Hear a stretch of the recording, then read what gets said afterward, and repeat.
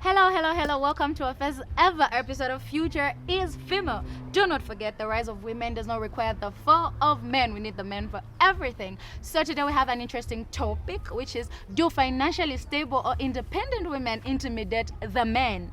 So what do you think? Don't forget to follow our page, which is Future is Female. Send your comments in the comment section. We want to know what you saw, what you heard, what you experienced. Are you the stable person? So I'm your girl, Jory Diana. I'm Margaret Swire. And I'm your girl, Joy Monsa. So our topic for today, which is, do financially stable or independent women intimidate a man? What do you think? We want to know what you've been going through. So girls, what's your take on it? Who's gonna start? Let me start. Okay, sure, Joe, start. Okay, personally, I feel the whole statement of women being financially stable than men intimidate men. Yeah. Yeah, the whole essence whereby a woman is independent and here is a man who thinks this woman can do everything on her own. Obviously, he will get intimidated because he will know to say, okay, so this girl can buy this on her own, this girl can afford this on her own. So that whole thing, that whole issue of a girl or a woman being stable intimidates men. I don't know. Maggie, what's your take? Well, I don't know about you girls, but I know my gender. And if I were to be financially stable, trust me, I know, I wouldn't, not even for a second, give a shit. Oh, sorry. Okay. It happens like that, like once you have everything, it just gives you that pride. Yeah. You cannot take anything from every person, but it sometimes it gets in the way of everything. So yeah, it is what it is. So don't forget to like our page, Future is Female, on Facebook, and our main page, which is Avant-Garde. So, talking of the advantages of women being stable, women intimidating men when they're financially stable. What do you think about that? What are the advantages of? Well, What personally, I think if I've got I'm working, let's say I'm working in a bank, I can spend my money however I wish. Yeah. I mean, there's no one to tell me no, you shouldn't do this, no, you shouldn't do that. So that's my money. I worked for it. So definitely I'm going to spend it. So I think that's an advantage. Yeah, I think just to support her, and it gives you that freedom. You do not have to think about somebody telling you how to spend money. When someone sends you money, then you have to calculate how you're going to spend it. You know what I'm talking about? Okay, I shouldn't spend it more because I need to do this, I need to do that. So it gives you that freedom, and you know your rights, because we need a lot of things, and people do not understand when they're giving you money to say, this is what we need, this is what you need, this is what you need to get. So your own money just gives you that confidence and freedom to spend. You do not need permission to get what you want. If you feel okay, I need to relax, you're going to relax. You don't need somebody to tell you to say, okay, you're relaxing using a lot of money. So that's just what I feel. There's just freedom in doing a lot of things. And you know the other thing? I'll give an example of married couples. You find that this woman is not financially stable and she depends on the husband. She's more like a housewife. No, You need to wait for the husband. You need to wait for your husband to come home and say, sort that. Yes. Why should you be waiting for your husband to come and give you money for sort? So the whole thing, as in the whole advantage, is you need to be financially stable. Very important. Very important. You need to wait for. Imagine someone who. What if they don't come back? What are you going to do? Guys, you need to work on being stable. You need to be financially stable, at least to just help out in the house and everything else that you have to do. We're in the 21st century, so it's not like back in the days where women used to get married for stability and all that. But this is new, this is a new generation. So women are working hard for those things. Yes. They are just like that. Yes. Okay, we've talked about the advantages of a woman being stable, but what are the disadvantages? Okay, let me start.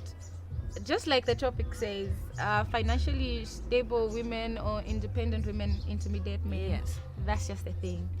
Men are intimidated, and they might end up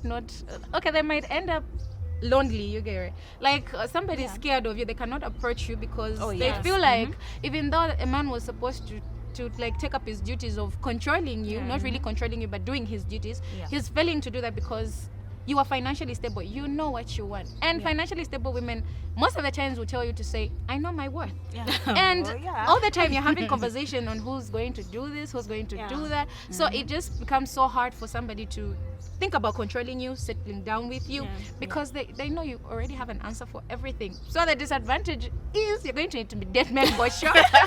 Secondly, you're going to be like single, you're going to remain single. Like no one is going to be there for you. Yeah. Men are going to be scared. Girls, work on it. What do you think? Say it all. Say it all. But mostly when a woman is financially stable, a man will fail to approach her. You get? Yeah. Just like you said. Very important. Yeah. A man will fail to approach you. He'll be like, okay, let's just take for instance, I'm working, Ingwama, tulamafia tumweka. Popo kana usamba shanshani. Nimbina mpia wakwata. But umala tina.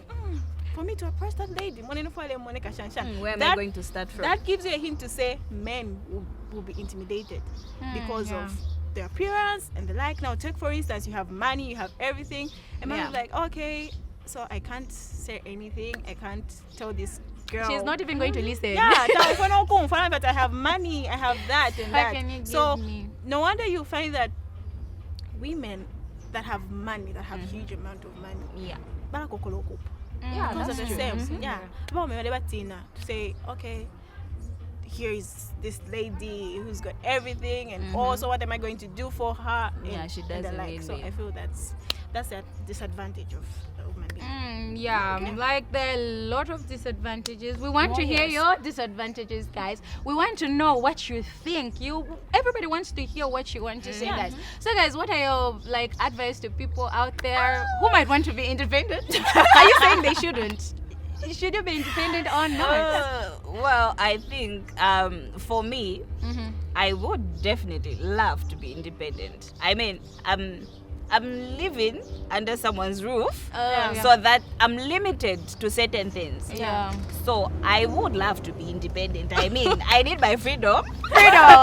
Wait.